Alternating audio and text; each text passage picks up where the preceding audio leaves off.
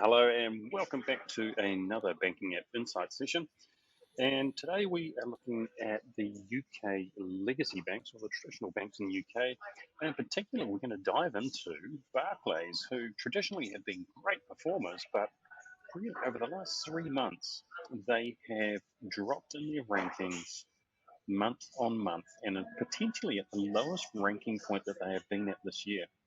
And at the heart of it, we have seen a massive increase in functionality and reliability issues in the last month. And Tony Patrick, you're going to dig into that, but it can be quite a concern if it's 3 months in a row that they haven't been able to get on top of these sorts of things, isn't it? Yeah, definitely. So I'll jump into that 3 months in a row area because it's a very important point. But today we'll cover off the UK banks in terms of Lloyds, as we said, Barclays, NatWest, Nationwide, Santander UK, and HSBC UK.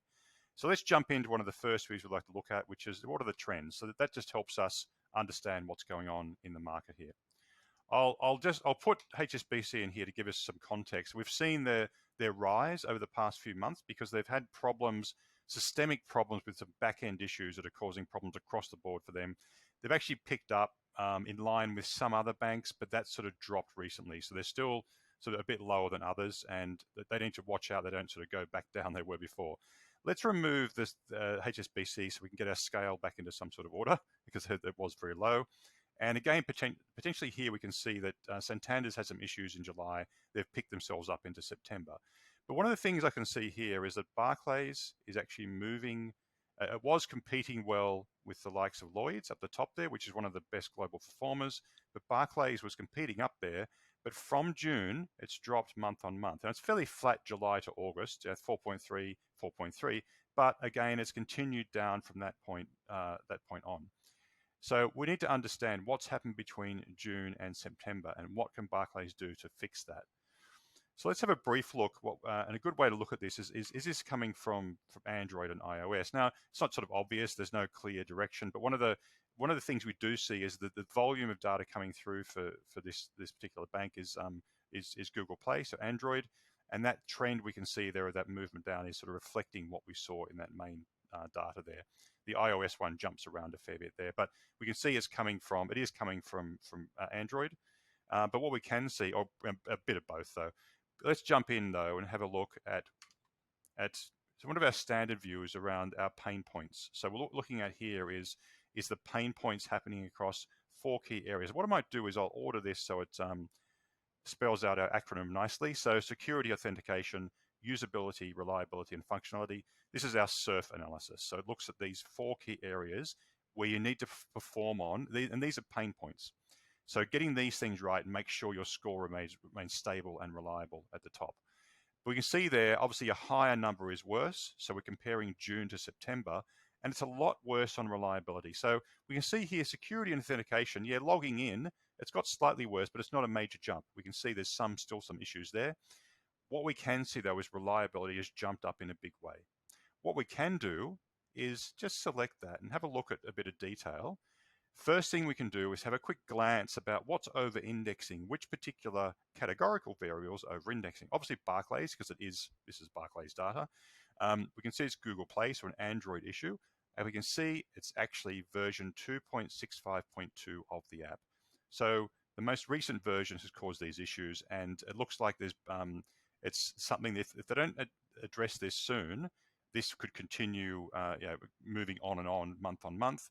And we've discussed this previously. If you start to go 3 or 4 months in a row, you can probably struggle to get back out of that dip if you're not exactly sure what's going on.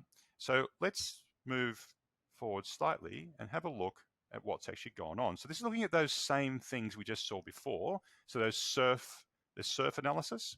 So security, authentication, usability, reliability, and functionality. And again, these are pain points, so lower is better. What we can see, if I have a quick glance across from August down to, say, May, I could probably say there's a bit of a decline there, which is great. There's sort of been an incremental improvement across time. However, when we hit this sort of good point, the last good point in June, we start to see these things start to rise. And in particular, we can see a big rise in September, which means the effect of things happening in September with that latest version of the app is actually a lot worse than it was previously. So they've maybe exacerbating some issues, and other things are getting worse as well. So not a good sign. What we can do though is also see how does this compare to others. So we know this is looking at September here.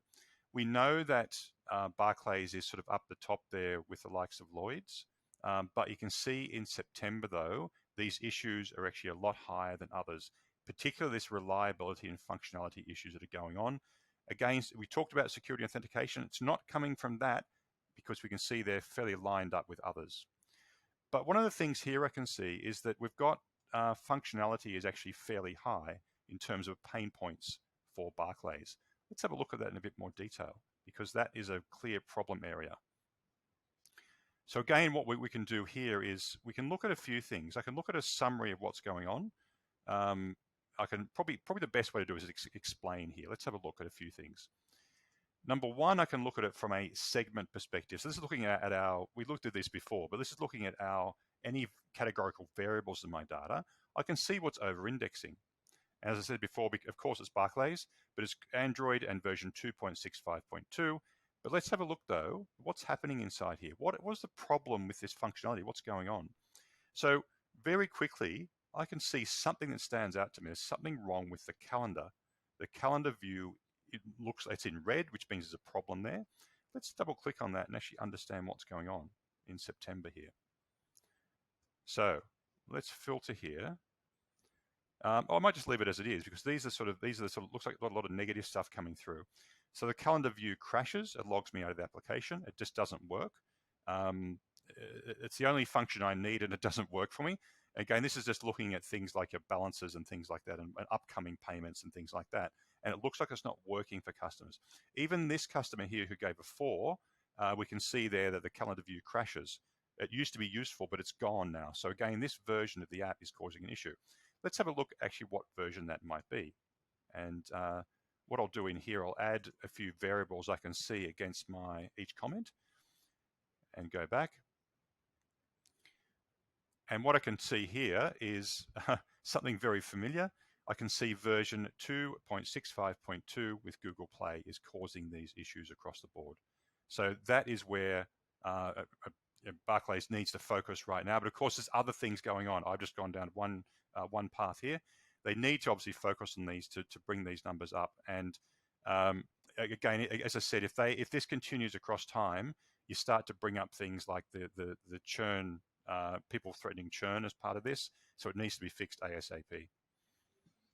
Yeah, very good point. How some of these fundamental issues, if they are consistently underperforming, can lead to greater churn risk, and we've seen that very much the case in the US with Chase over the last quarter as well. So thank you very much, Tony, and look forward to another great month of insights next month. And if you want to talk to Touchpoint in and around your banking app and how you can get better experiences out of it, hit us up, and we'll see you next month.